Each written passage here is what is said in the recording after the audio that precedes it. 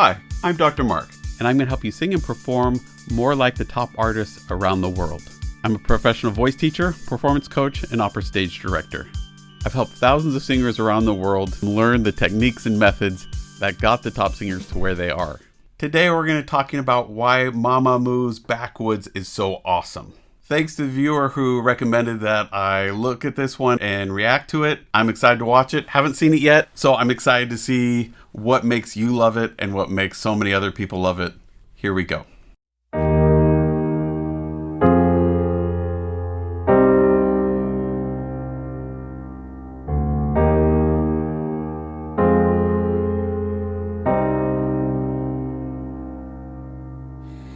산을 넘고 물을 건너 고향 찾아서 너 보고 찾아왔네 두 배나 산고 돌아지 꽃피는 그날 맹서를 걸고 떠났지. Okay, so what are we hearing here? Well, we're hearing this aspirate sound, meaning there's a lot of extra breathiness to it, and it's really soft. The placement's really far back, meaning we're not kind of getting that forward resonance, that ping, that really sound that kind of makes our ears buzz and is really exciting. Why? Well, we're starting off the beginning of this song and we're starting it quiet and soft and lovely. So it fits the style. It's really, really excellent and pretty and kind of sets this mood almost like hushed and quiet and just really pleasant to listen to. It's also really nice. They're staying right in the center of the pitch. The problem is a lot of times when we get this breathy sound and pull the placement back, the pitch is going to dive. It's going to suffer a little bit. So we have to really make sure that we're staying on top of that pitch. So right in the middle of it, keeping it energized and really careful that we're not letting it stay there and that we're keeping that airflow consistent and that it doesn't slow down as well. What can you do today to practice this softer, wispier, but accurate sound? First is to understand that there's this thing that we're always working with in the creation of the sound here, meaning how our vocal folds come together and the resulting sound that creates, trying to make it consistent and easy and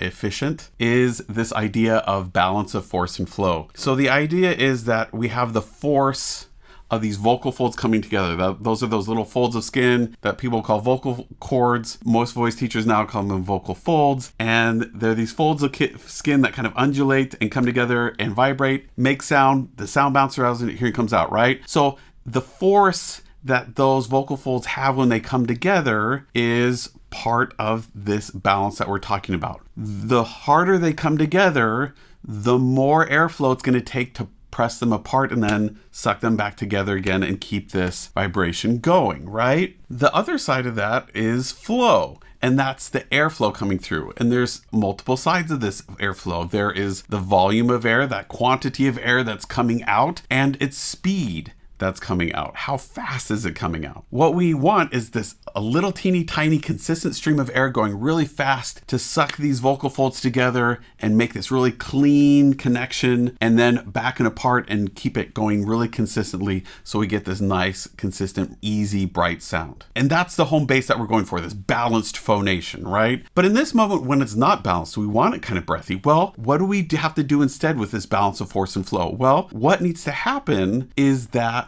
we need to either reduce the amount of force of those folds coming together so that we get a more breathy sound. So this airflow side takes dominance. Or what else we can do is we can increase the volume of air in relation to the speed, which is going to mean that we're going to have more air coming out all at once and creating this more breathy aspirate sound.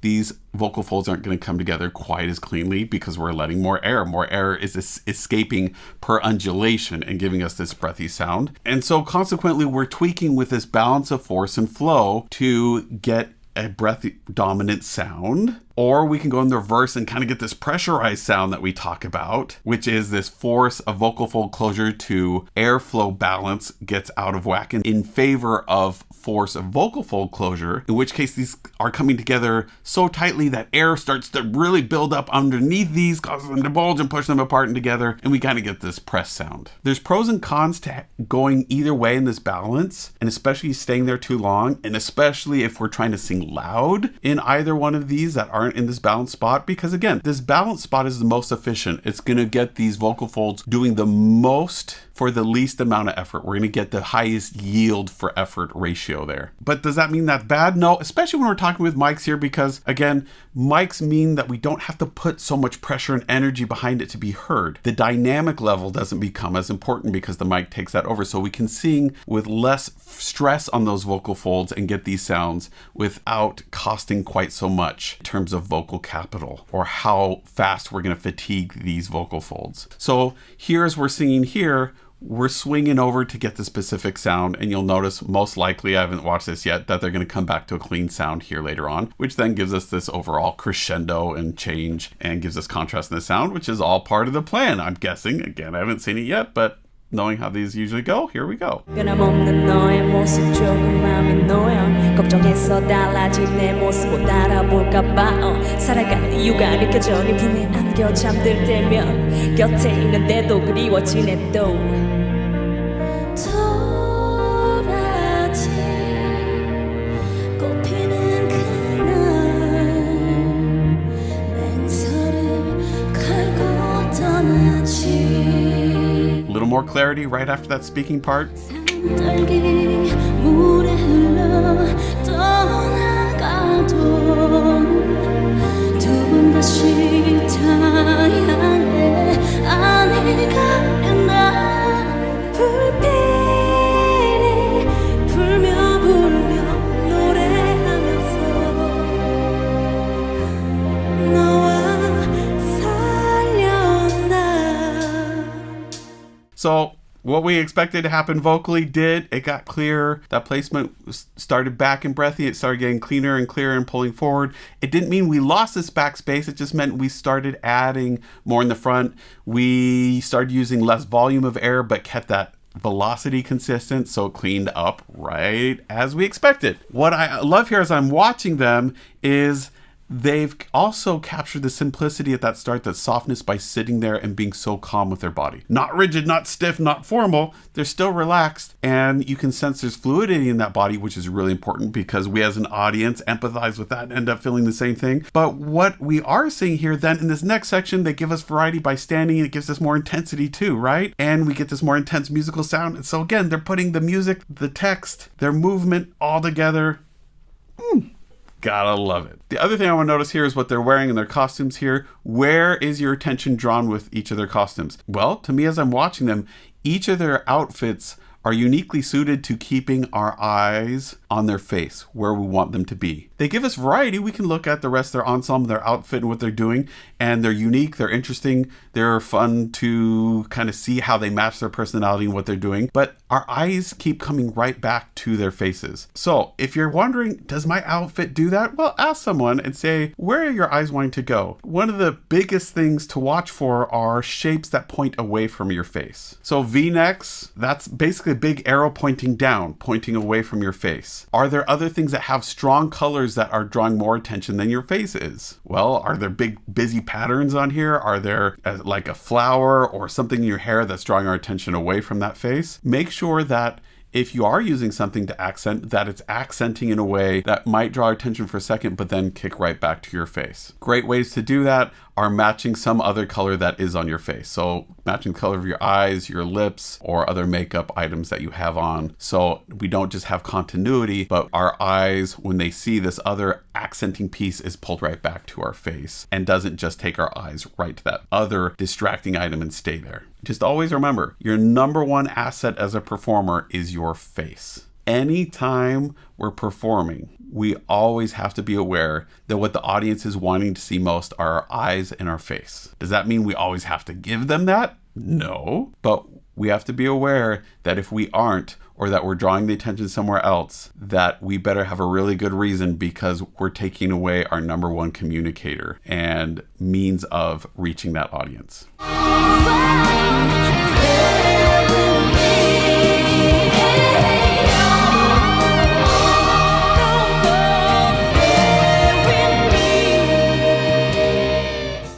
Notice right there, jaw released, tongue forward, passive. You aren't seeing any tension on the sides of that tongue. You aren't seeing it pull back.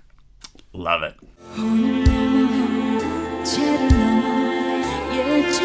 찾아 물방울 찾아왔네 달뜨는 보야 사소리 정다운 그말 울면서 홀로 떠났지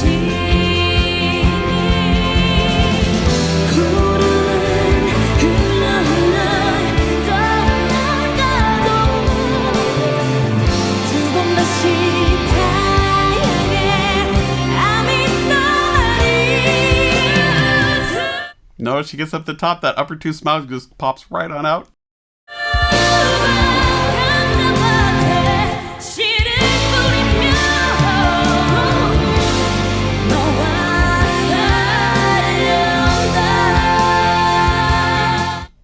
살려다 Upper two smile. This ass bass, this 80% of yawn with an in the back. Consistent airflow all the way through. She's not punching the top note. She's keeping that feeling to slide all the way up to it. 함께 걷던 길 머리 흩날리는 바람 소리 달백에 누워 별 하나 별도 그리던 밤하늘까지 너와 있다는 것만으로 빛나는 걸 충분히 같이 살자 우리 I gotta be honest. Rapper, loving it. I love when she does what she does because she stays so clean on that voice. That breath flow is so consistent. It's so really lovely. Here, it sounds like she's speaking a little too low in her range, where she's kind of forcing that low sound to kind of get that rapper edge to it. So I'd be really interested to see what happened if she just raised that pitch just a little bit. I think we get a little bit more vibrancy in that sound and a little bit more ease in that voice. But I love what she's doing. I love the expressiveness and I love how consistent the sound is, but at the same time, giving us natural accents and giving us so much expressivity to it. I think if we were to take all our singing and do what she was doing with the rap first, we would find that by just doing that kind of rapping, speaking like she's doing there on that consistent airflow, we wouldn't have to go back and solve so many problems that crop up when we don't do that first. So try it.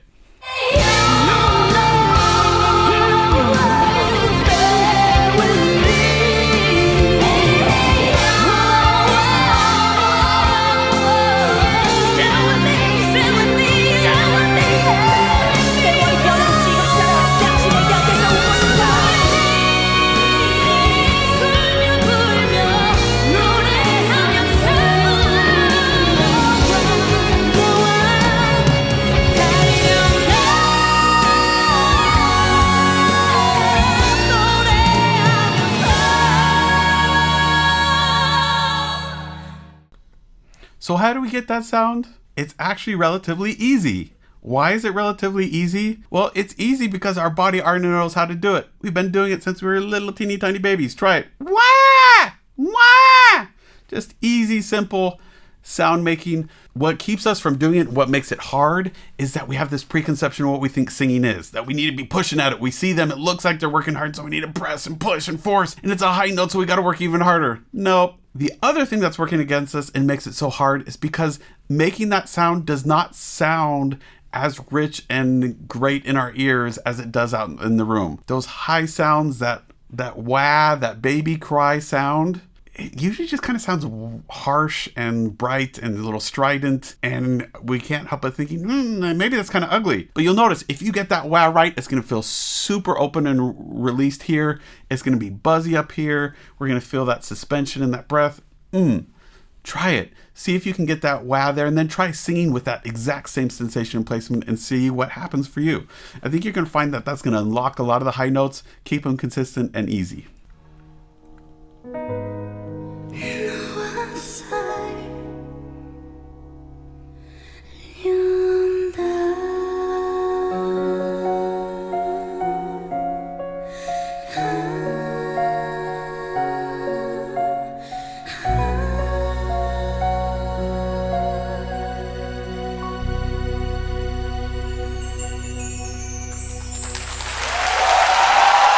Gorgeously sung.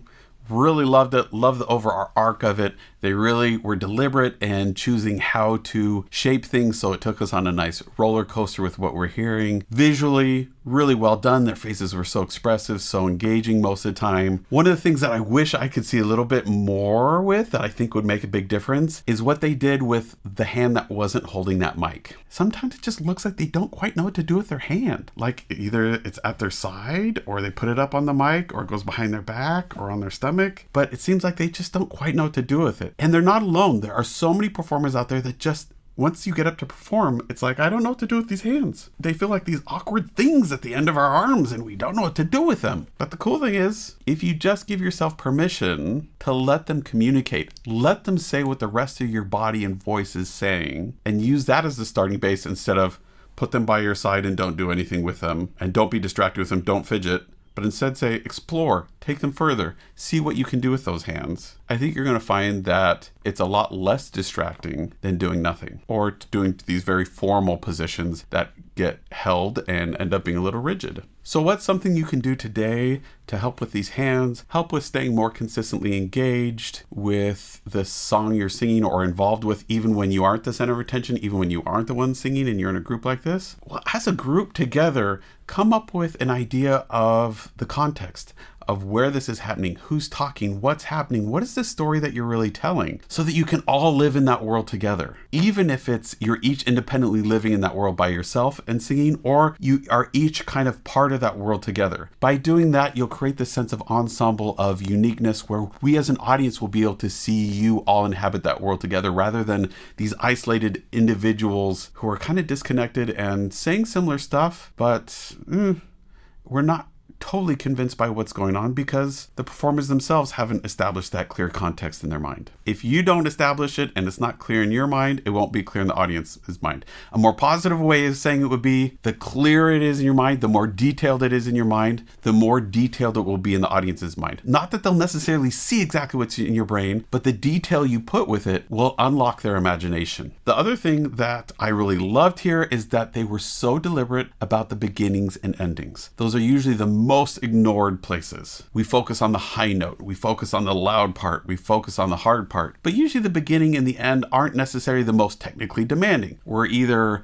still kind of growing into it or tapering out of it. And so really spending the time with not just what you sound like at the very beginning or in the very end, but what it looks like, and making sure that it's deliberate, are the most important, because it's the first impression and last impression the audience sees. And here you'll notice that as a group, they're very consistent and planned with what they're doing at the beginning and ending of phrases, which makes it feel professional and deliberate and planned, even with when internally there's a little bit of inconsistency as well. Those first impressions let us be at ease and not feel like we have to judge every little moment in between. We can let it go. It lets us be a little more forgiving. Really love them. I love this group. I love what they do with their voices. And I love the variety that we get and all the many things that we can learn from them. If you want a voice lesson or performance coaching, or want me to work with you or your group to help you sing easier, perform at a consistently higher level, book a time with me at mrperformingartstudio.com or visit me at Scaleabout if you have a shorter question or just want to kind of test things out. And you can also find me on the Amino app to play some games that I put up there to help your ear develop and listen to voices in a way that really lets you break them down and identify the unique characteristics that make them so unique and so awesome.